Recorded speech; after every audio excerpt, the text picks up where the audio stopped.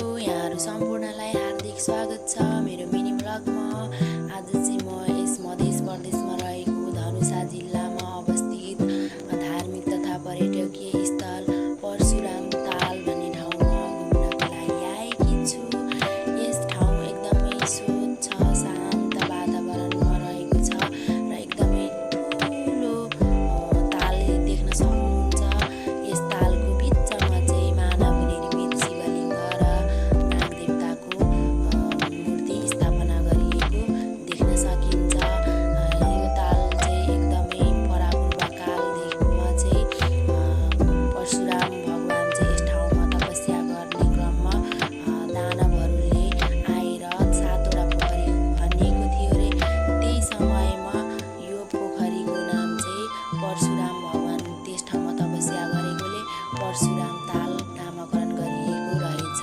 र यस तालमा एकदमै माछाहरू पनि प्रशस्त धेरै मात्रामा हेर्न सकिन्छ र माछालाई मैले चारो पनि दिएँ र कस्तो मजाले खाइरहेछ चारो, तपाईँहरूले पनि हेर्न सक्नुहुनेछ, हेरिरहनु भएको छ। र यस ठाउँ घुम्न आउँदाखेरि एकदमै आउनुहोला, हजुरहरू पनि एकचोटि भिजिट गर्नुहोला। र यहाँ चाहिँ छिमेकी राष्ट्र भारतदेखि लिएर देशको विभिन्न नेपालभित्रको विभिन्न जिल्लाहरूबाट मन्दिर दर्शन गर्न श्रद्धालु भक्तजनहरू पनि आउने गरेको रहेछ। र यस ठाउँको बारेमा मलाई यति नै जानकारी भयो। यदि हजुरहरूलाई केही जानकारी भए कमेन्टमा भन्न सक्नुहुनेछ। त्यसपछि म चाहिँ धनुषा धामतर्फ लागेँ।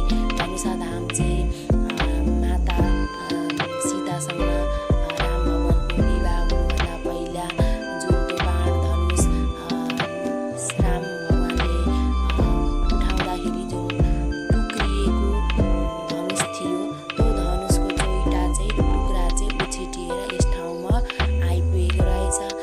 त्यो टुक्रा झरेको ठाउँमा जमिन मुनिबाट फाटेर पत्थरको रूपमा सानो टुक्रा चाहिँ ढुङ्गाको रूपमा पत्थर बनेर ठाउँहरू एकदमै ओगटिरहेको र ठुल्ठुलो हुँदै गएको सानो एउटा धनुषको टुक्रा ठुलो हुँदै गएको त यहाँहरूले पनि हेर्न सक्नुहुनेछ।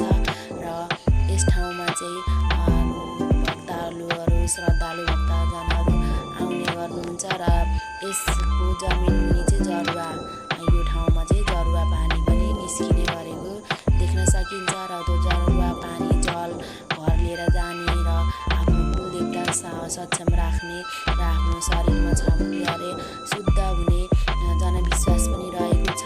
र यस ठाउँमा चाहिँ एक्चुअलमा मलाई महिना चाहिँ थाहा भएन, तर एउटा महिनामा चाहिँ 1 महिनासम्म मेला लाग्ने गर्दछ यस ठाउँ